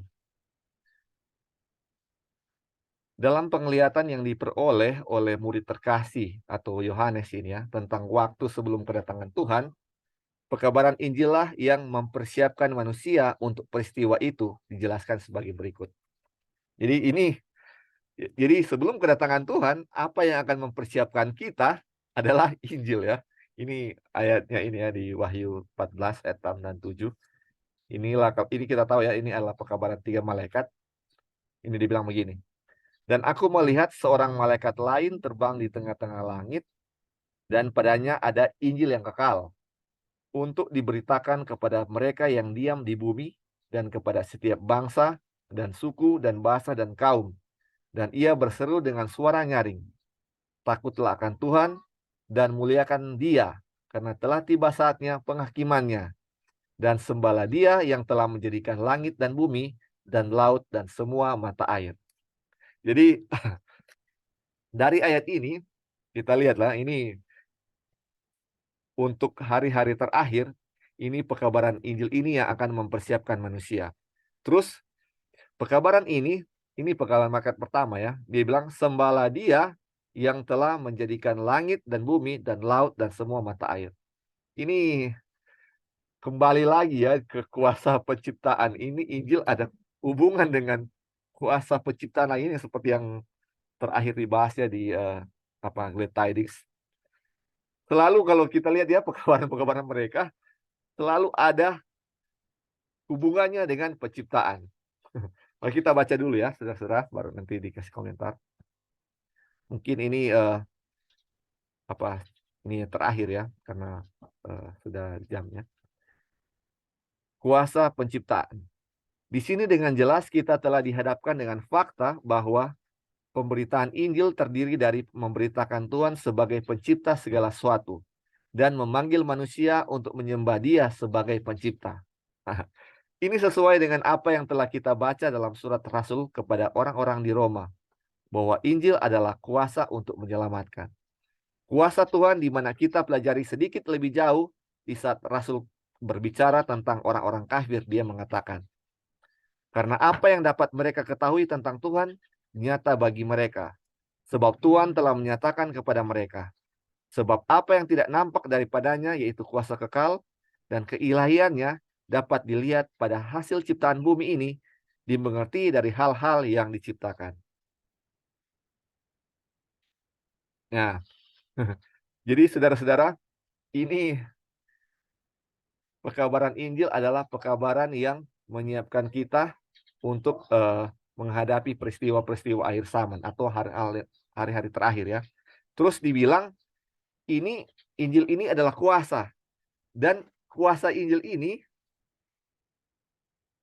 adalah sama dengan kuasa penciptaan. Jadi ini saudara-saudara, kita harus kembali lagi ke masa penciptaan. Kita harus coba kita renungkan kuasa penciptaan itu seberapa besar kira-kira.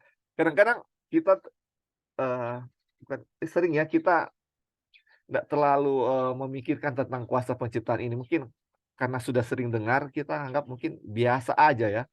Tetapi kalau kita coba renungkan ini kuasa penciptaan, ini kuasa besar sekali saudara-saudara. Dari tidak ada apa-apanya, kosong, Tuhan ciptakan langit, ciptakan bintang-bintang, matahari, bulan, tumbuh-tumbuhan. Waduh, itu cuma dari firman-Nya itu bisa ada semuanya. Dan kita lihat itu kuasanya nggak bisa dikatakan dengan kata-kata ya, sangat besar kuasanya itu. Dan kuasa ini adalah kuasa Injil. Dan Injil ini adalah kuasa yang mempersiapkan manusia untuk menghadapi peristiwa akhir zaman ya, saudara-saudara. Injil yang mempersiapkan kuasa yang mempersiapkan manusia untuk peristiwa akhir zaman. Jadi ini kuasa yang mempersiapkan kita untuk mempersiapkan akhir zaman adalah kuasa yang apa? Kuasa yang sangat besar. Bukan. Jadi kenapa ini membawa sukacita kepada kita? Karena ini kuasa yang sangat besar. Kenapa kita puas? Kita bisa puas karena ini adalah kuasa apa?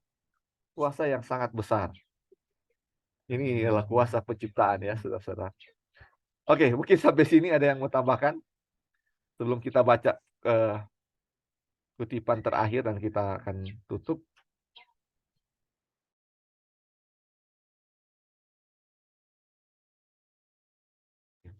Oke, kalau belum ada kita lanjut ya. Oh ya, silakan Kak Opin, silakan. Oke, jadi inti yang paling mendasar adalah bagaimana kita percaya apa yang sudah kita pelajari ini. Bagaimana kita percaya firman Tuhan yang sedang kita baca dan mendarah daging di dalam diri dan kehidupan kita.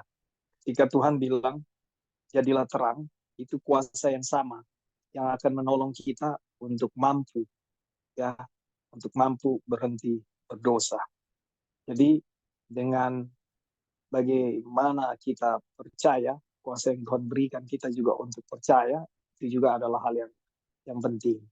Jadi ingat selalu bahwa hubungan kita dengan Tuhan itu yang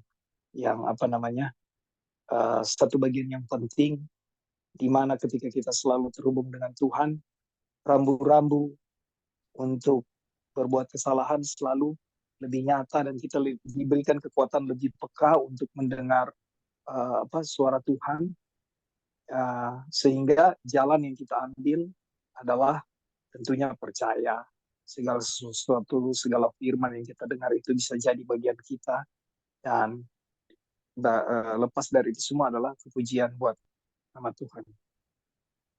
Thank you, bro. Ya, oke. Thank you, bro. Ya, jadi memang ya, jadi kita hubungkan lagi ya kuasa penciptaan dan kuasa Injil itu. Jadi Injil adalah kuasa untuk menyelamatkan manusia dari dosa. Dan kuasa itu adalah kuasa penciptaan. Jadi saudara-saudara, bayangkan kuasa yang sangat besar. Hanya dengan kuasa yang sangat besar itu yang mampu menyelamatkan kita dari dosa. Tidak ada kuasa yang lain yang bisa menyelamatkan kita dari dosa selain kuasa Tuhan. Dan kuasa itu adalah kuasa yang menciptakan. Berarti kuasa yang menyelamatkan kita dari dosa adalah kuasa yang sangat besar ya saudara-saudara. Kalau bukan kuasa yang besar seperti itu, tidak akan mampu untuk menyelamatkan kita dari dosa. Oke, kita lanjut ya. Ini mungkin paragraf terakhir ya. Kita mungkin sampai ya. Kita baca dan kita ini ya. Artinya sejak penciptaan dunia, manusia telah mampu melihat kuasa abadi Tuhan jika mereka mau menggunakan indera mereka. Karena itu jelas terlihat dalam hal-hal yang telah diciptakan.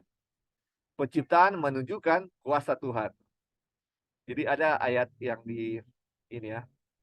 Mazmur 19 ayat 2 dibilang, langit menciptakan kemuliaan Tuhan dan cakrawala memberitakan pekerjaan tangannya. Jadi ini ciptaan Tuhan menunjukkan apa? Kuasa Tuhan. Waduh. Jadi kuasa Tuhan adalah kuasa penciptaan. Dan karena Injil adalah kuasa Tuhan untuk menyelamatkan, maka Injil adalah manifestasi dari kuasa penciptaan untuk menyelamatkan manusia dari dosa. Ini sudah dijelaskan tadi ya. Kita lanjut. Tetapi kita juga telah belajar bahwa Injil adalah kabar baik tentang keselamatan melalui Kristus. Injil terdiri dari pemberitaan tentang Kristus dan Dia yang disalibkan. Rasul berkata, karena Kristus mengutus aku bukan untuk membaptis, tetapi untuk memberitakan Injil. Bukan dengan hikmat kata-kata supaya salib Kristus tidak dibuat sia-sia. Karena pemberitaan tentang salib adalah kebodohan bagi mereka yang akan binasa. Tetapi bagi kita yang akan diselamatkan, itu adalah kuasa Tuhan. Terus dia bilang, dan lebih jauh lagi, tetapi kami memberitakan Kristus yang disalibkan. Bagi orang-orang Yahudi suatu batu sandungan, dan bagi orang-orang Yunani suatu kebodohan. Tetapi bagi mereka yang terpanggil, baik orang Yahudi maupun orang Yunani, Kristus adalah kuasa Tuhan dan hikmat Tuhan. Oke, jadi kembali lagi ya, ini Injil ini adalah kuasa yang sangat besar yang bisa menyelamatkan. Tetapi Injil ini bagi orang-orang lain suatu kebodohan ya, saudara. Ini dibilang bagi orang Yahudi adalah suatu sandungan, bagi orang Yunani adalah suatu kebodohan. Kalau kita lihat Yahudi dan Yunani sini, Yahudi melambangkan umat-umat Tuhan, Yunani melambangkan orang kafir ya, saudara-saudara. Jadi kadang-kadang umat Tuhan juga, aduh ini suatu stumbling block atau suatu batu sandungan. Dan buat orang dunia, orang-orang kafir, bodoh sekali. Tetapi saudara-saudara kita yang terpanggil, yang tahu tentang Injil ini adalah suatu kuasa yang besar, yang akan memuaskan kita, kuasa yang akan membuat kita diselamatkan ya dari dosa. Ini sama dengan apa? Kuasa penciptaan, kuasa yang sangat besar. Kita lihat ya, kalau malam hari kita lihat bintang-bintang, langit-langit, bintang di langit, bulan, aduh itu yang menjadikan itu kuasa yang menyelamatkan kita. Ketika kita lihat tumbuh-tumbuhan yang luar biasa, kuasa yang menjadikan hal itu adalah kuasa yang akan menyelamatkan kita, yang akan ada di dalam diri kita, yang akan membuat kita keluar dari dosa atau menyelamatkan kita dari dosa. Kuasa yang menjadikan kita manusia itu adalah kuasa yang akan kuasa yang akan menyelamatkan kita ya. Ini luar biasa sekali ini. Dan kita akan kalau kita nggak memiliki kuasa itu, kita nggak akan puas sampai kapanpun. Jadi ini luar biasa ya. Ini Injil ini ketika menjadi bagian kita, ini akan satu kuasa yang sangat luar biasa ya. Oke, mungkin sampai di sini. Ada yang mau tambahkan sebelum kita tutup atau pertanyaan? Kalau Li, Ya, silakan. Oke. kita mau tambahkan ini statement yang sangat menarik, karena kan setiap kali pembukaan ini adalah introduction Ya. untuk apa buku itu isi kan seluruhnya. Iya. Nah, kalau kita tadi kan lagi di atas kita belajar mengenai pekabaran pertama, Wahyu 14 ayat 6 dan 7, Iya. ya kan? Ada malaikat membawa Injil kekal, everlasting gospel. Oke? Jadi kita harus tahu kan orang Advent dikasih pekabaran malaikat pertama, kedua, dan ketiga. Nah, sekarang dari pelajaran ini Wagner lagi memberitakan apa itu pekabaran pertama, karena di pekabaran pertama itu apa pekabaran yang akan kita berikan kepada dunia, karena kan dia bilang itu adalah untuk diberitakan kepada seluruh bangsa, kaum, bahasa, ya kan istilahnya seluruh dunia. Sama lah tadi dengan Lukas 2 ayat 10 sampai apa yang pertama ayat pertama itu akan untuk seluruh dunia seperti itu, atau Matius 24 ayat 15 untuk seluruh dunia. Jadi teman-teman yang akan kita bawakan ke seluruh dunia itu sudah jelas itu adalah Injil. Makanya waktu malaikat terbang di tengah-tengah langit itu kan simbol dari pembawa-pembawa kabar yang akan bawa pekabaran ke seluruh dunia. Nah, pekabaran Injil pertama itu adalah untuk menyembah Tuhan yang menciptakan langit dan bumi. Nah, kalau kita belajar mengenai apa hubungannya dengan Injil, kan kita sudah tahu Injil itu adalah kuasa Tuhan. Jadi teman-teman coba kita ulang-ulang dan kita kasih hubungan satu-satu ya untuk bikin ada puzzle-puzzlenya supaya kita di otak kita itu bisa dapat gambaran. Jadi waktu Wagner kasih ada malaikat membawa Injil kekal, dan Injil itu adalah untuk menyembah Tuhan karena dia yang menciptakan langit dan bumi. Berarti di dalam Injil itu ada kuasa Tuhan untuk menciptakan gitu loh. Makanya kita menyembah dia karena dia yang menciptakan. Dan waktu dia menciptakan langit dan bumi itu adalah kuasa penciptaan. Oke, itu satu. Jadi kalau kita memberitakan Injil, teman-teman, kita harus membawakan apa juga? Kuasa, iya kan? Karena Injil itu adalah tadi dibilang Yesus. Yesus itu adalah kuasa Tuhan. Nah, di dalam Yesus kita kembali ke penciptaan. Di dalam Yesus, Tuhan menciptakan langit dan bumi melalui Yesus. Kuasa Tuhan Yesus. Itu satu. Nah, kemudian pertanyaannya, oke, apakah Injil hanya sebatas Tuhan menciptakan langit dan bumi? Karena Injil itu kan adalah kuasa, iya kan? Tetapi kita lihat di Roma 1 ayat 16, Injil adalah kuasa Tuhan untuk menyelamatkan orang berdosa. Apa hubungan kuasa penciptaan dengan Injil menyelamatkan orang berdosa? Seperti itu kan? Ya kan? Jadi kita harus hubungkan apa hubungan kuasa penciptaan dengan bagaimana kuasa penciptaan itu menyelamatkan saya orang berdosa. Nah, itu kita harus cari dia punya dia harus cari dia punya hubungan. Injil adalah kuasa Tuhan untuk menciptakan dan menyelamatkan orang berdosa. Nah, sekarang kita lihat di sini ya, di bawah sini yang tadi Lali sudah kasih ayatnya. Di 1 Korintus 1 ayat 17 dan 18. Nah, teman-teman, kalau kalian mau tulis ayat yang penting mengenai kuasa, kita harus tahu 1 Korintus 1 ayat 17 dan 18. Oke, ini dia ya, kita kasih yang penting, dia bilang, Kristus mengutus Rasul Paulus bukan untuk membaptis, tapi untuk memberitakan Injil. Nah, ini poin yang penting. Jadi apa Injil yang Rasul Paulus kasih? Bukan dengan hikmat kata-kata, supaya salib Kristus tidak dibuat sia-sia. Kadang sesudah dia bilang dia diutus untuk memberitakan Injil, dia langsung sambung ke salib, teman-teman. Oke, kita harus kasih koneksi kuasa penciptaan dengan salib. Oke, itu dia bilang salib bukan supaya salib Kristus tidak dibuat sia-sia. Coba ini perhatikannya yang terakhir, ini sangat penting karena inti dari seluruh buku ini adalah mengenai ini. Karena pemberitaan tentang salib adalah kebodohan bagi mereka yang akan binasa. Nah, ini yang penting yang kita harus tahu. Tapi bagi kita yang diselamatkan, itu. Nah, pertanyaannya, apa itu? Ya kan, apa Rasul Paulus bilang? Itu apa? Coba, Injil. apa itu? Injil. Bukan, bukan. Itu, coba ya, karena pemberitaan tentang salib adalah kebodohan bagi mereka akan binasa, tetapi bagi kita yang diselamatkan itu adalah kuasa Tuhan. Apa yang Rasul Paulus lagi bicarakan? Yang dia bilang itu. Salib. Nah, pemberitaan tentang salib. Salib itu adalah kuasa Tuhan. Teman-teman ini dia, oke? Aduh. Jadi kita lihat ada dua hal yang kita harus pelajari. Satu, Tuhan mempunyai kuasa untuk menciptakan, oke? Sekarang di sini yang Rasul Paulus kasih kita pada kita adalah ada kuasa Tuhan. Selain dia menciptakan langit dan bumi, sekarang ada kuasa Tuhan, dan kuasa Tuhan itu terdapat di mana? Di salib.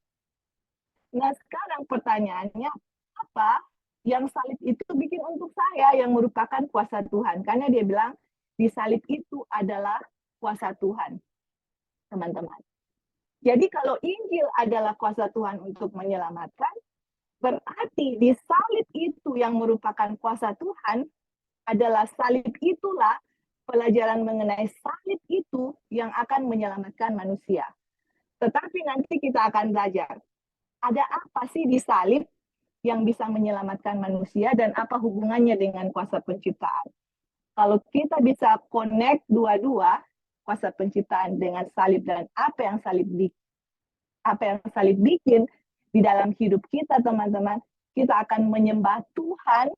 Oke, kita akan menyembah Tuhan dengan sesungguhnya, karena waktu kita memberitakan Injil ke seluruh dunia, orang-orang datang ya maksudnya menyembah Tuhan, karena kita tahu bahwa bukti Tuhan menciptakan langit dan bumi dan segala isinya itu kan kita akan memberitakan mengenai Sabat dan Minggu kan, itu kan nanti ya, itu Sandelo itu kan kita akan kasih ke seluruh dunia.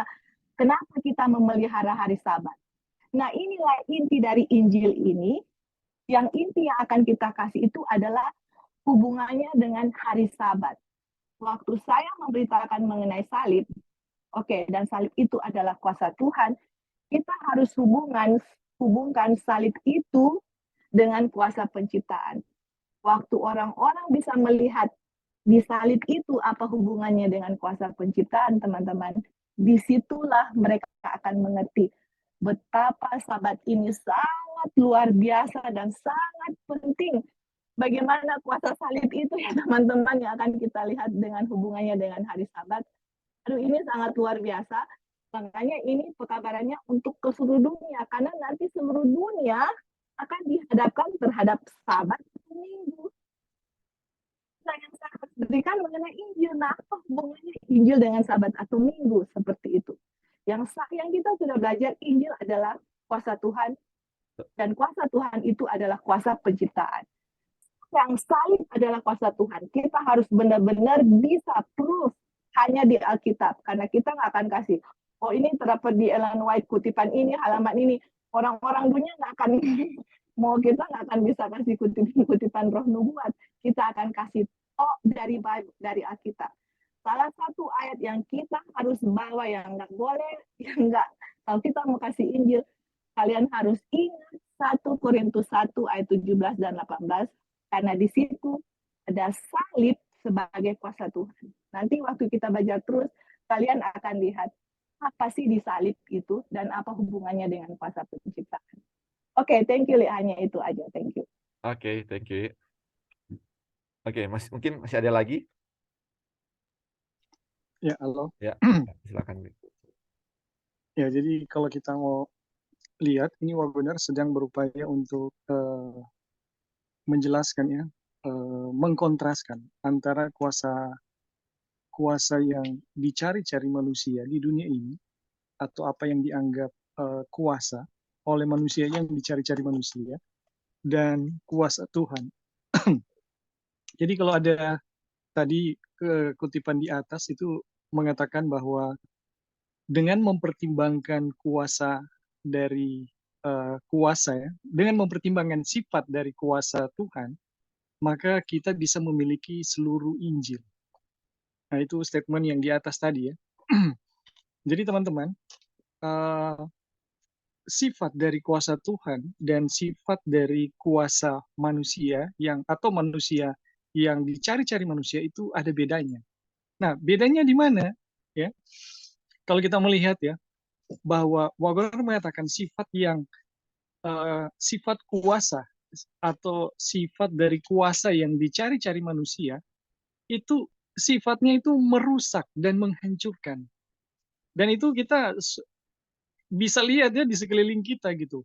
Terlalu jelas untuk kita pahami ya bahwa memang demikian ya.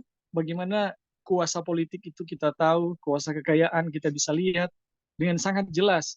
Manusia mencapai hal-hal tersebut dengan banyak menghancurkan ya orang lain atau diri sendiri, atau ya ada banyak yang harus dikorbankan gitu untuk mendapatkan kuasa tersebut. Tetapi teman-teman, ketika Wagner ya dalam pelajaran ini menjelaskan bahwa sifat dari kuasa Tuhan itu beda. Dan sifat dari kuasa Tuhan, Wagner merujuk kepada kuasa penciptaan dan penebusan. Dan teman-teman, sifat dari kuasa Tuhan yang harus dicari, yang bisa memenuhi keinginan manusia, itu sifatnya menciptakan. Jadi kalau dari penciptaan itu sendiri, sifatnya menciptakan kembali, menciptakan, dan kalau dari penebusan, sifatnya itu menciptakan kembali manusia. Jadi teman-teman, apakah dari sisi penciptaan atau sisi penebusan kita bisa melihat dua hal itu sama ya? Sifatnya menciptakan, membuat sesuatu itu jadi indah tanpa harus ada korbankan. Torang dia sama Tante Kori.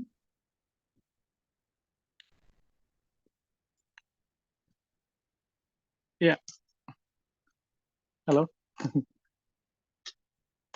Lanjut, Halo, Bing. masih kedengar? Ya, dengar. Bisa. Oke, jadi teman-teman, dari perbandingan itu kita bisa lihat ya bahwa sifat dari kuasa ilahi itu tidak ada yang merusak.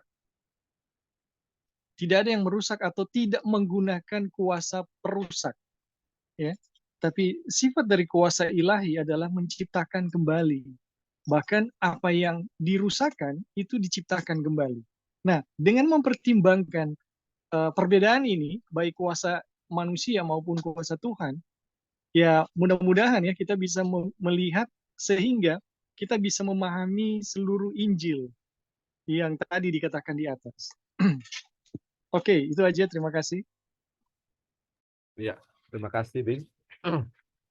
Ya, jadi sejauh ini ya Mas, berapa jam, 1,5 jam lebih ini kita baru sebagian ya, baru sedikit aja sekali kita belajar ya. Tapi sudah sangat menarik. Nanti pelajaran ini kita akan lanjutkan besok. Dan untuk sampai saat ini ya, jadi kita sudah mengerti Injil itu berbagi ketiga ya. Jadi Injil itu suatu kabar baik, menyangkut semua orang, dan Injil itu menyelamatkan dari dosa. Dan kita juga sudah pelajari bahwa Injil itu adalah apa? Kuasa yang menyelamatkan sama dengan kuasa penciptaan. Dan pelajaran kita untuk Sabat hari ini sampai di sini, karena kita yang di Indonesia Tengah akan siap-siap untuk ke gereja, dan kita akan lanjutkan besok hari. Terima kasih untuk saudara-saudara yang sudah join, sudah gabung, dan sudah yang menambahkan. Dan kita akan lanjutkan besok, dan kita akan tutup dengan doa. Mungkin Ebing bisa tutup dalam doa, Bing. Ya.